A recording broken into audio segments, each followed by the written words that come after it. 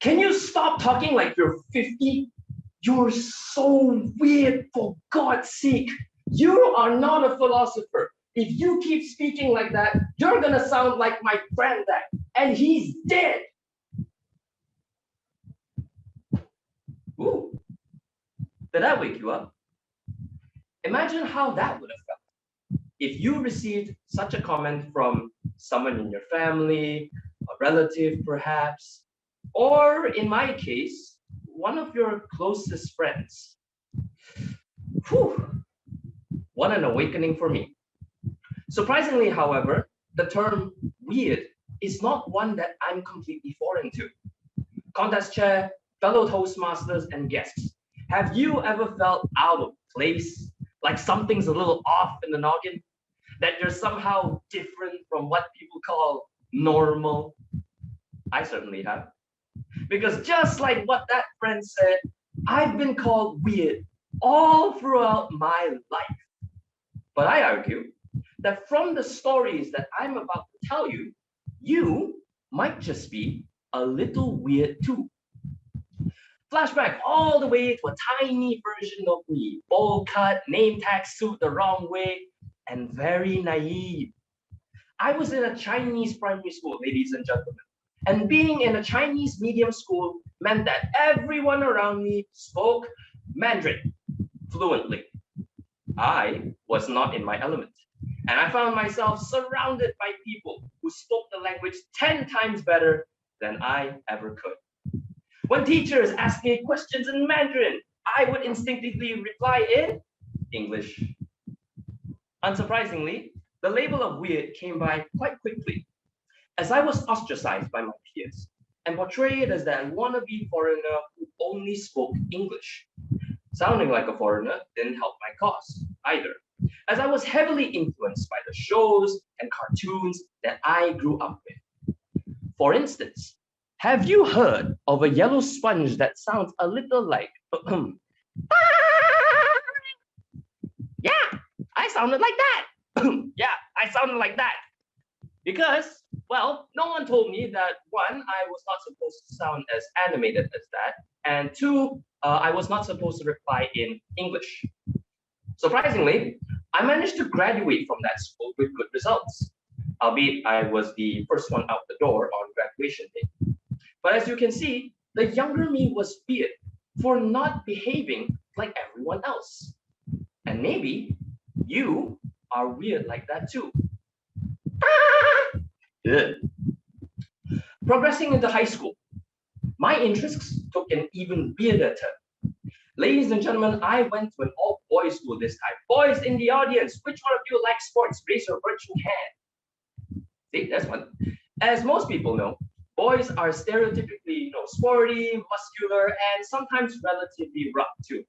While some of the boys were busy going to the gym, playing basketball after school, or pummeling each other into the classroom windows because this guy touched that guy's girlfriend, guess what I was looking at? Ladies and gentlemen, I was reading poems from Paulo Coelho, Shakespeare, literature, and I was writing letters. What was wrong with you, Gordon? Well, to be frank, nothing. Everything felt right to me, as I was truly fascinated by the intricacies of literature. And I even tried to learn how to speak Shakespearean English. For instance, thou art as fat as butter, which means you're as fat as a stick of butter. My interest in literature earned me an A in the exams. But did that come at a cost? Of course. The majority of the class who liked cars, girls, and basketball called me the weirdo. And I was once again unable to interact with the majority. As you can see, it was apparently wrong to have weird interests. And maybe thou art weird like that too. But these were experiences when I was younger. As I approached adulthood, I asked myself again, am I still weird?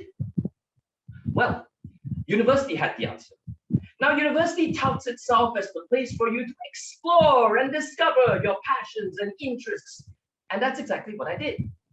Unlike the conventional student who studies the syllabus and that's about it, I involved myself in Toastmasters, music, event management, volunteering, teaching, and even had brushes with romance. Love you, darling.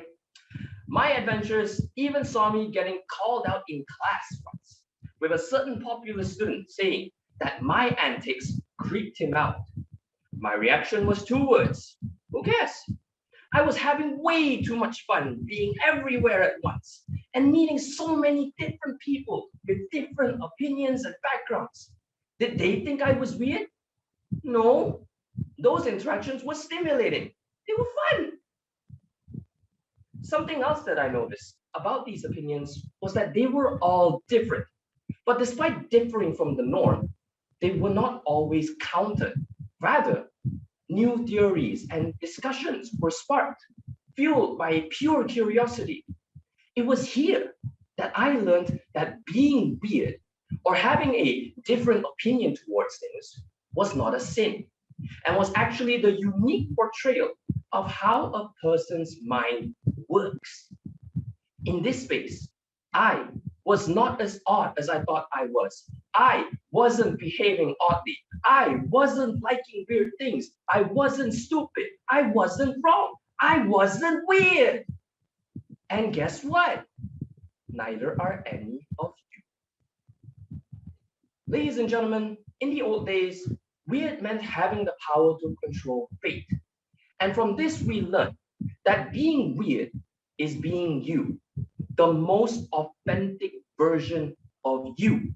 And it is only when you are weird, you are fully embracing your identity and your own fate. Whether or not people accept you, that's not within your control. Don't let anything or anyone's opinion change your weirdness. Just be, what would this be? Weird. Yes, it's weird. Back to you, contest chair.